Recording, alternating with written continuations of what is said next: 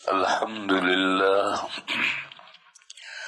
نحمده ونستعينه ونستغفره ونؤمن به ونتوكل عليه ونعوذ بالله من شرور أنفسنا ومن سيئات أعمالنا من يهده الله فلا مضل له ومن يضلله فلا هادي له ونشهد أن لا إله إلا الله وحده لا شريك له ونشهد أن سيدنا ومولانا وحبيبنا وشفيعنا محمدا عبده ورسوله أرسله إلى الناس كافة بشيرا ونذيرا وداعيا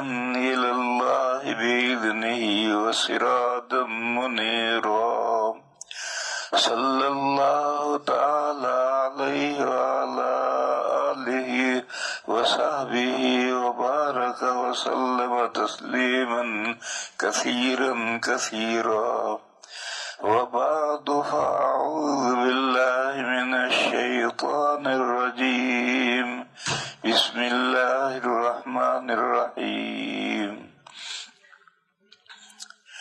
ألف لام ميم ذلك الكتاب لا ريب فيه هدى للمتقين الذين يؤمنون بالغيب ويقيمون الصلاة ومما رزقناهم ينفقون والذين يؤمنون بما أنزل إليك وما أنزل من قبلك وبالآخرة هم يوقنون أولئك على هدى من ربهم وأولئك هم المفلحون صدق الله مولانا العظیم۔ ہمارے قاری صاحب نے سورۃ الزلزال پڑھی ہے، اذا زلزلت الارض زلزالها۔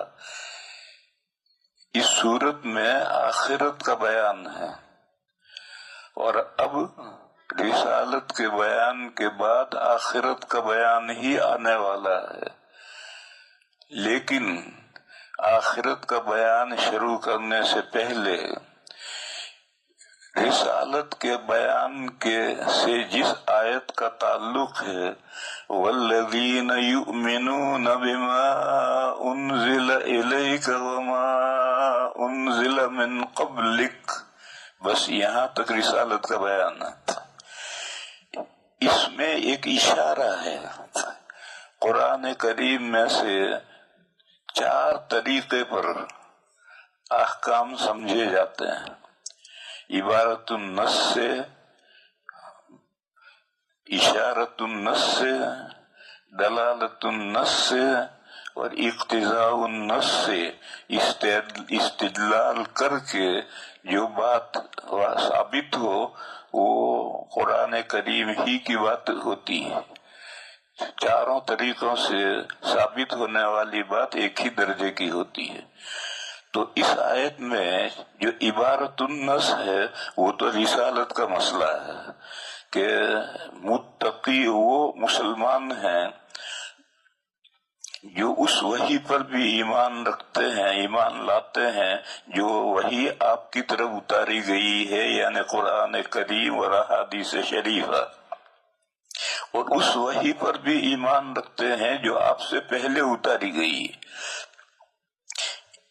یہاں آ کر بات خاموشی اختیار کی، بس اس میں اشارہ ہوا کہ نبی پاک صلی اللہ علیہ وسلم پر نبوت پوری ہو گئی، آگے کوئی نبی آنے والا نہیں ہے۔ دلیل تو سورہ احزاب میں ہے، ما كان محمد أبا أحد من رجالكم ولكن رسول الله وخاتم النبيين. یہ تو اتنی واضح اور صریح دلیل ہے کہ اس سے زیادہ صراحت ممکن نہیں ہے. اور یہ اتنی صریح دلیل تو نہیں ہے مگر یہ بھی صریح ہے. اور یہ اشارۃ النص سے اس کی صراحت سمجھ میں آتی ہے. اس نص کا اشارہ ہے کہ اگر نبی پاک صلی اللہ علیہ وسلم کے بعد کسی طرح کی امتی، ذلی، تشریعی، غیر تشریعی کسی طرح کی بھی نبوت باقی ہوتی تو اس کا تذکرہ یہاں ضرور کیا جاتا، جبکہ ماضی کی تمام وحیوں کا اور تمام رسولوں کا تذکرہ کیا گیا اور حضور کی وحی کا اور حضور کی نبوت کا ذکر کیا گیا تو آئندہ کی نبوت کا بھی ذکر کیا جاتا، مگر ایسا نہیں ہے. بس یہ آیت ختم نبوت کی صریح دلیل ہے. میرے بھائیوں، قرآن کریم میں 30 آیتیں ایسی ہیں جو ختم نبوت پر صراحت دلالت کرتی ہیں. کوئی عبارت النص سے، کوئی اشارت النص سے، کوئی دلالت النص سے. اور احادیث شریفہ میں تو 300 حدیثیں ہیں جو ختم نبوت پر دلالت کرتی ہیں. دارالعلوم دیوبند کے سابق شیخ الحدیث حضرت مولانا سید انور شاہ صاحب کشمیری قدس سرہ بڑے لوگوں میں سے گزرے ہیں. ان کی کتاب ہے التصریح بما تواتر فی نزول المسیح.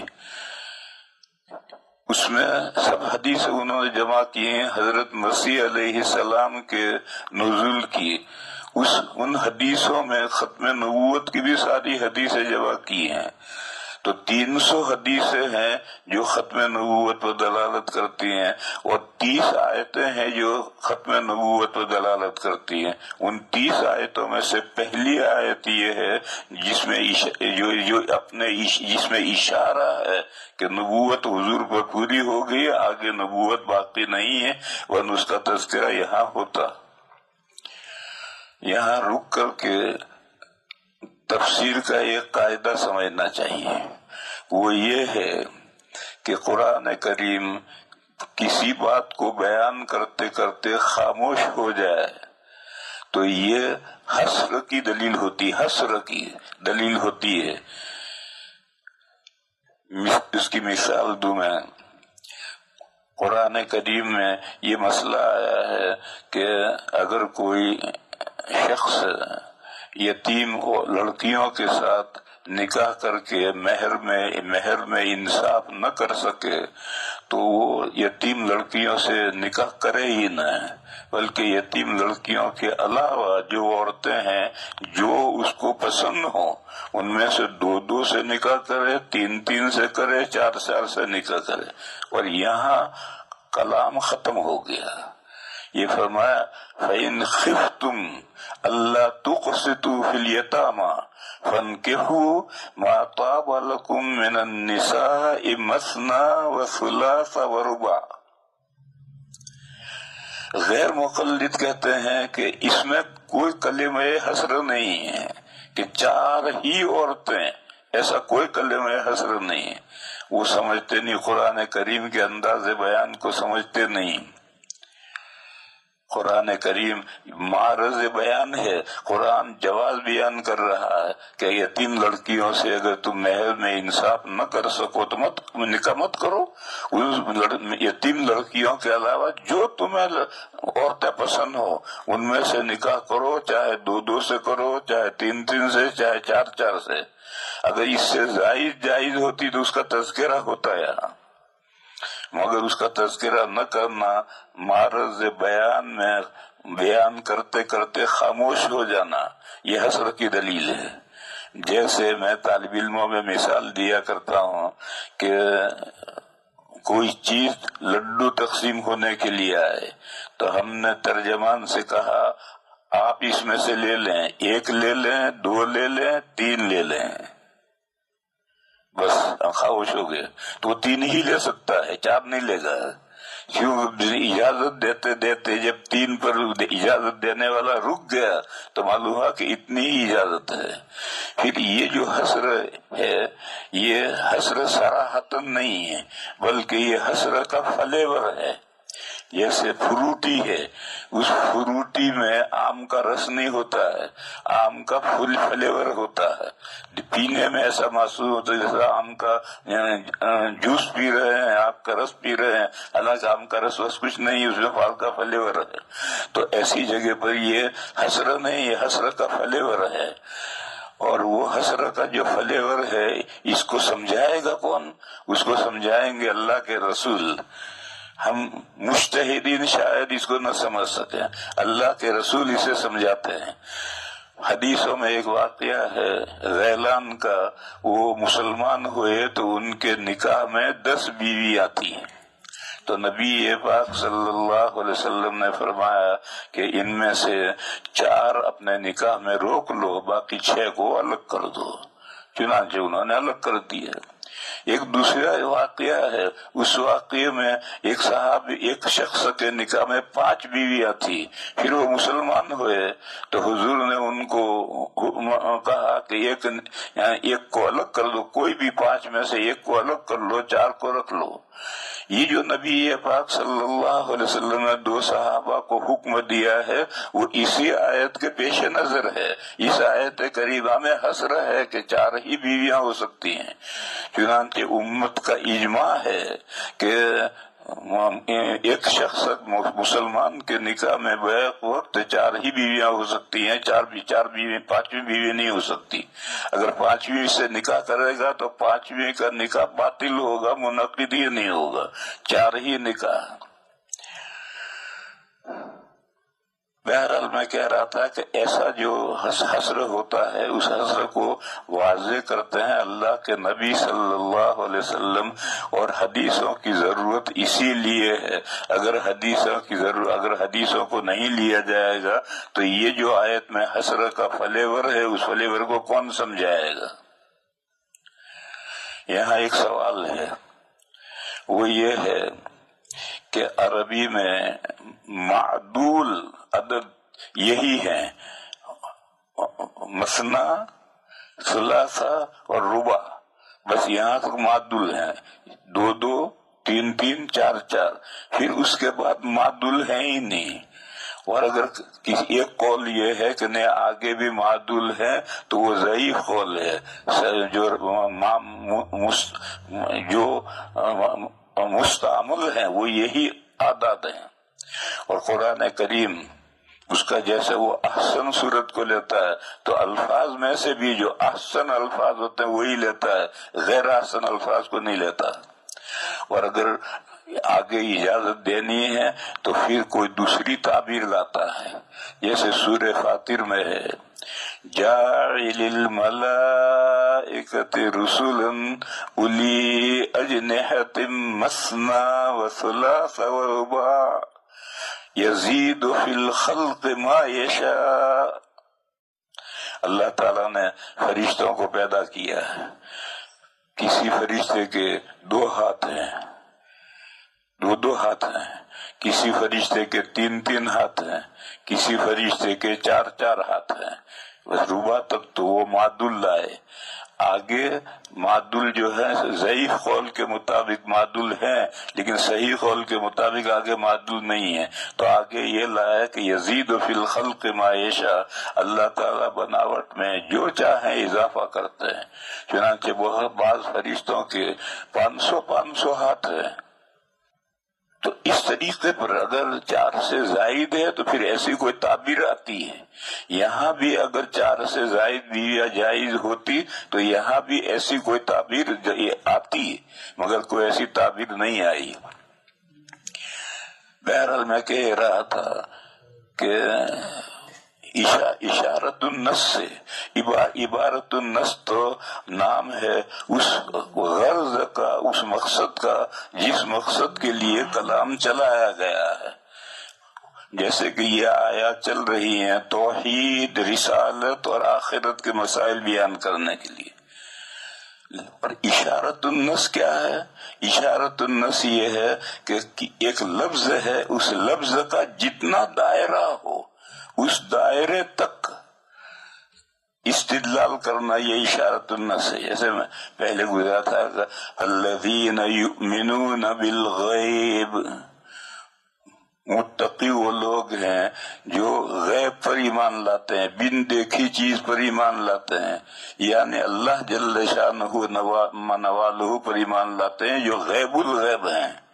لیکن لفظ غیب عام استعمال کیا ہے، اللہ ہی کے لیے خاص لفظ نہیں استعمال کیا۔ اللہ کے لیے غیب الغیب تو ہے لیکن صرف غیب اللہ کے لیے خاص نہیں ہے، لہذا غیب میں تمام وہ چیزیں آتی ہیں۔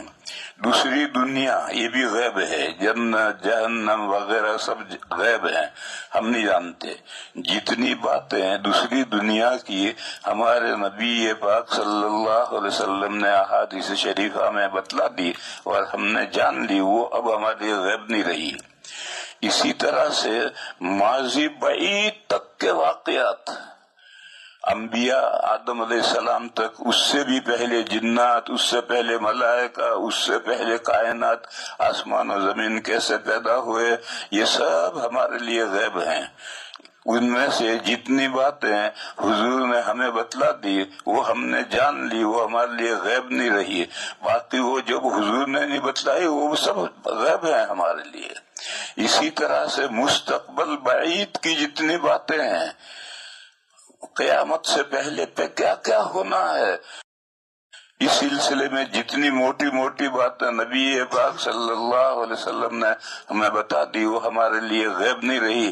لیکن اس کے علاوہ بے شمار باتیں ہیں جو حضور نے بیان نہیں کی ہیں، وہ سب ہمارے لیے غیب ہیں۔ وہ سب پر ایمان لانا ضروری ہے، تمام غیوب پر ایمان لانا ضروری ہے۔ اس کائنات کی ماضی بعید کی باتیں، اس کائنات کی مستقبل بعید کی باتیں، اور دوسری دنیا کمپلیٹلی دوسری دنیا، اس کی وہ باتیں جو حضور نے بیان نہیں کی، وہ سب غیب ہیں۔ تو یہ مسئلہ، یہ لفظ غیب عام استعمال کیا، اس سے یہ سب مسائل ثابت ہوئے۔ ورنہ ماسیق علیہ الکلام تو ہے کہ متقی مسلمان وہ ہیں جو اللہ کا یقین کرتے ہیں۔ یہاں رک کر ایک بات سمجھو، پھر جو نماز کا ذکر ہے اور زکوٰۃ کا ذکر ہے، یہ اشارت النس نہیں ہے، یہ تو قرآن کریم کا اسلوب ہے کہ وہ صرف ایمان پر جنت کی خوشخبری، کامیابی کی خوشخبری نہیں دیتا، ایمان کے ساتھ عمل صالح بھی چاہیے۔ وہ اللہ جو عادت شریفہ ہے، اللہ کا جو بیان کا طریقہ ہے، اس طریقے سے نماز روزے کا تو ذکر آیا ہے۔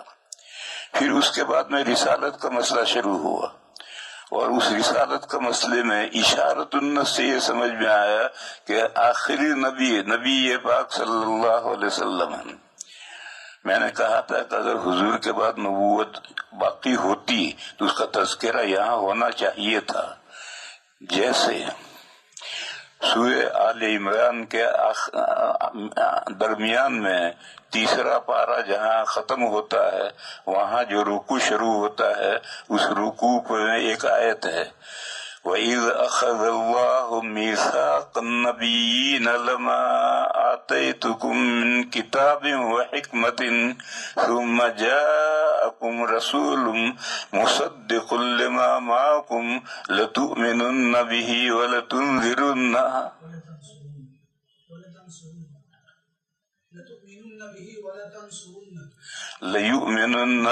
وَلَتَنصُرُنَّهُ۔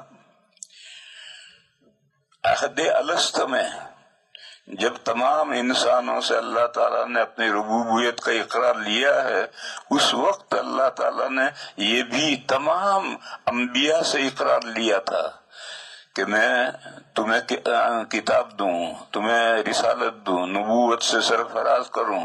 اس کے بعد آخری رسول حضرت محمد مصطفیٰ صلی اللہ علیہ وسلم آئے، اور وہ اس حال میں آئے کہ وہ تمہاری نبوت کی اور تمہاری کتابوں کی تصدیق کرتے ہوں، تو تم ان پر ایمان لا کر ان کی مدد کرو گے۔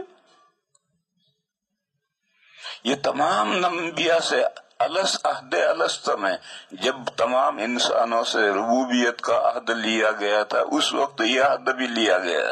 وَإِذْ أَخَذَ اللَّهُ مِيثَاقَ النَّبِيِّينَ تمام انبیاء سے اللہ نے عہد و پیمان وچن لیا. وَإِذْ أَخَذَ اللَّهُ مِيثَاقَ النَّبِيِّينَ لَمَا آتَيْتُكُم مِّن كِتَابٍ وَحِكْمَةٍ ثُمَّ جَاءَكُمْ رَسُولٌ. یا رسول کی تنوین تعظیم کے لیے ہے، یعنی سب سے بڑے رسول آئے ہیں، جو آخری رسول ہوں گے وہ آئے ہیں. مصدقا لما معکم، وہ تمہارے پاس جو کتاب ہیں ان کتابوں کی تصدیق کرتے ہوئے آئے ہیں. لتؤمنن بہ ولتنصرن، کیا تم ضرور ان پر ایمان لاؤ گے اور ان کی مدد کرو گے؟ تو تمام انبیاء نے کہا، اقرار کیا کہ ہم ان پر ایمان لائیں گے.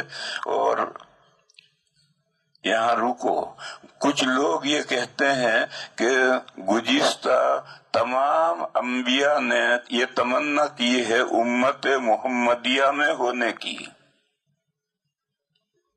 یہ تبلیغ والے یہ بات چلاتے ہیں کہ پچھلے تمام انبیاء نے یہ تمنا کی ہے امت محمدیہ میں شامل ہونے کی. اس کی کوئی دلیل نہیں ہے، یہ بے دلیل بات ہے جو چلائی ہے. دلیل آیت کریمہ یہ ہے کہ وہ اگر ہوں گے تو وہ تصدیق کریں گے اور مدد کریں گے. اس اعتبار سے وہ اس امت کا فرد بن گئے.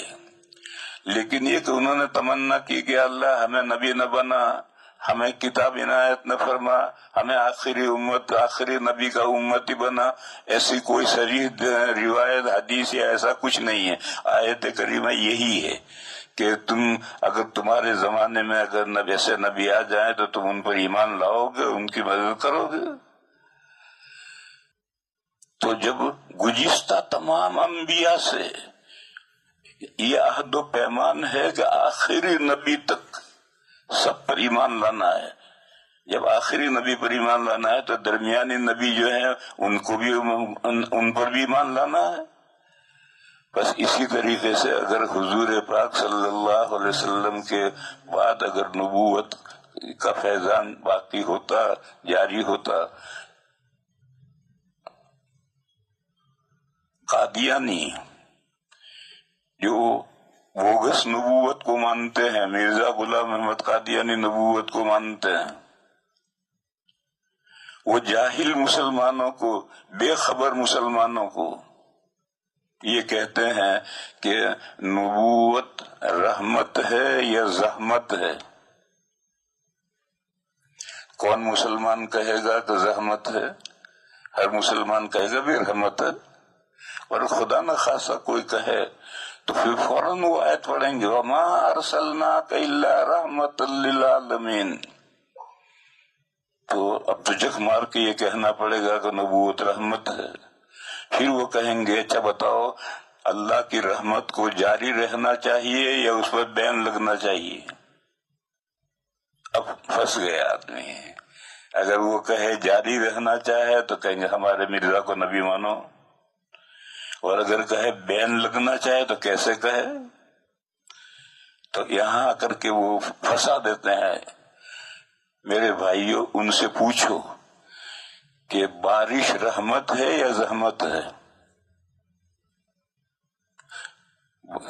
زحمت تو کوئی نہیں کہتا. وَمِن رحمتہ ہی قرآن میں ہے کہ اللہ نے اپنی مہربانی سے بارش نازل فرمائی ہے. بس یہ بتاؤ کہ بارش کب رحمت ہے؟ جب بوقت ضرورت ہو اور بقدر ضرورت ہو تو رحمت ہے.